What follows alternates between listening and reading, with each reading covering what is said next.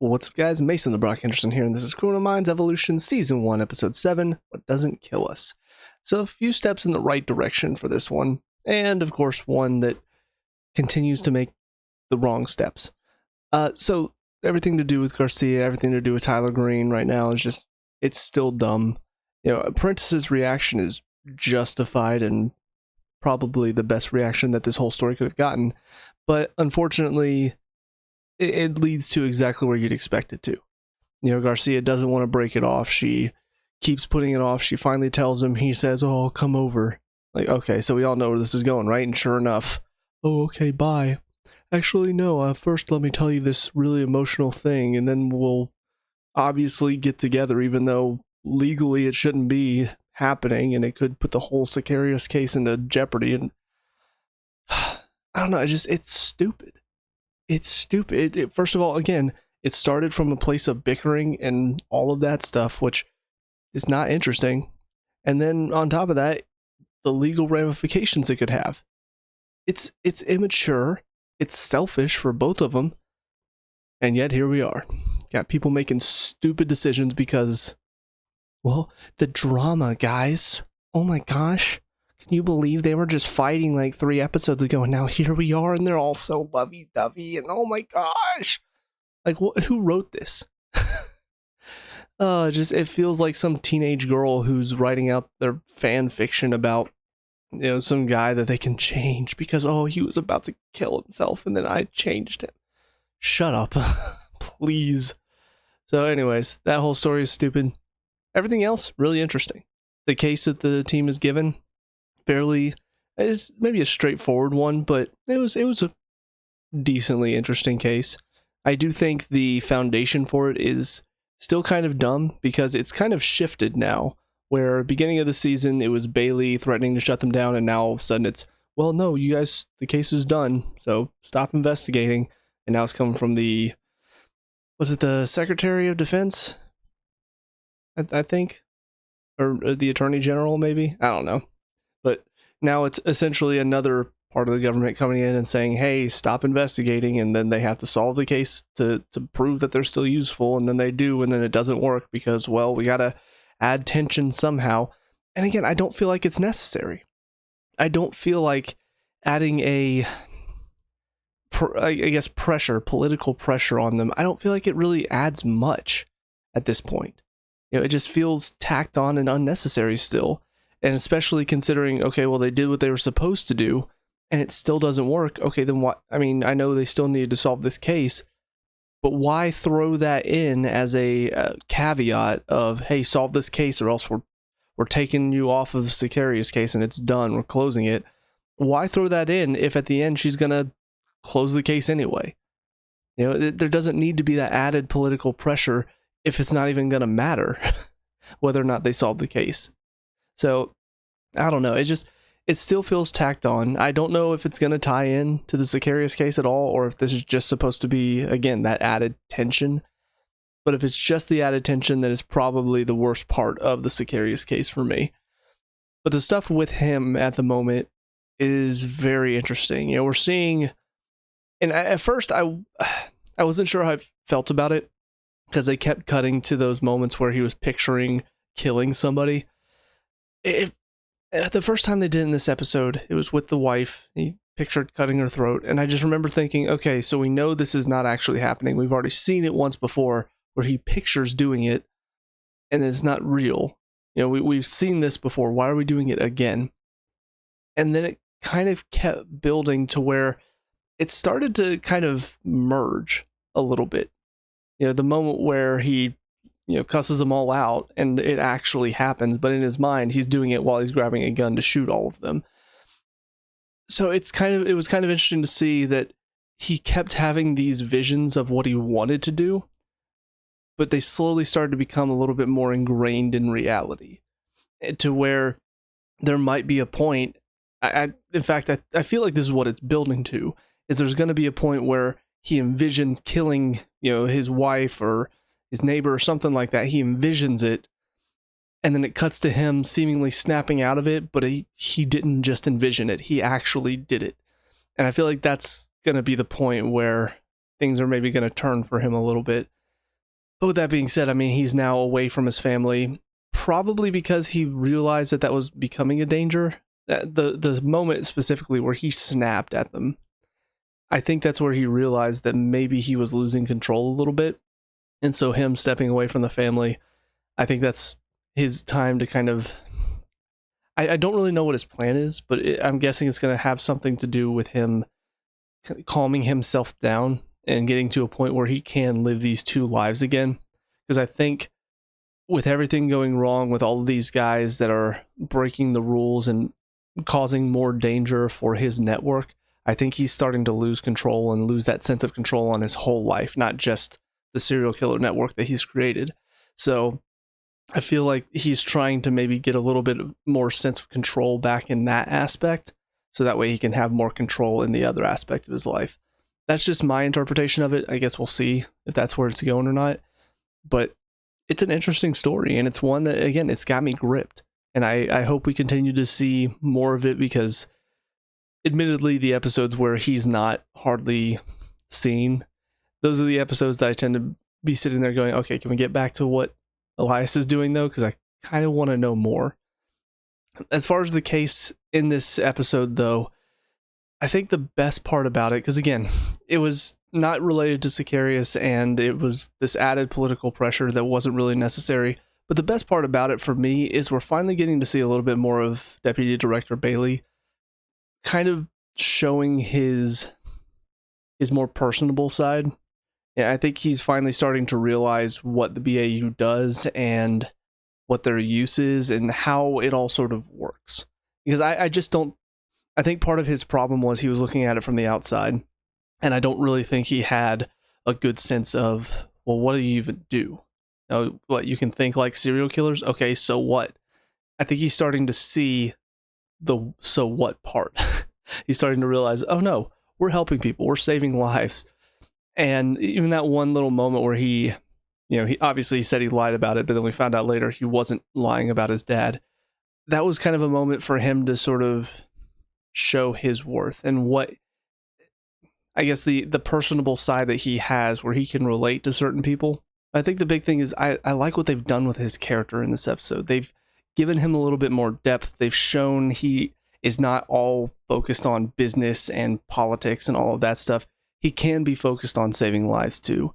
And it's almost like he's had this realization now that that is what they do. That is why they're going after guys like Sicarius. And I think the episode where the one girl he used to be interested in got killed, I think that was kind of the turning point for him. And this is where it's almost like justification for that moment, why he's helping the BAU now. This is the episode where he finally gets that justification, because he sees a girl's life that gets saved because of what they did and the work that they do. So yeah, I think it's a good turning point for him, and he's finally proving himself as a good character and not just this annoying little prick that's there to be a hindrance to the team.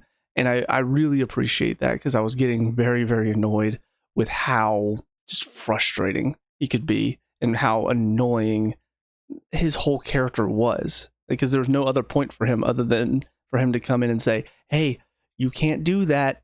I'm not going to say yes on this. You guys need to be shut down. Like, that was his whole thing. So I'm glad we've moved on from that. And also just seeing him interact with the team and the little, I wouldn't say rivalry, but you could just tell, obviously, Rossi doesn't like him and he realizes that. So the moments between him and Rossi so far have been pretty good. And then on top of that, Prentice telling him at the end, oh, I have to tell Rossi. He's like, oh, I figured. It's good stuff. So yeah, solid episode outside of the Garcia stuff. That being said, we're on to the next one. I'll see you there in a minute. And now episode 8, Forget-Me-Nots. So we're ramping up to the end of the season, and it's pretty exciting.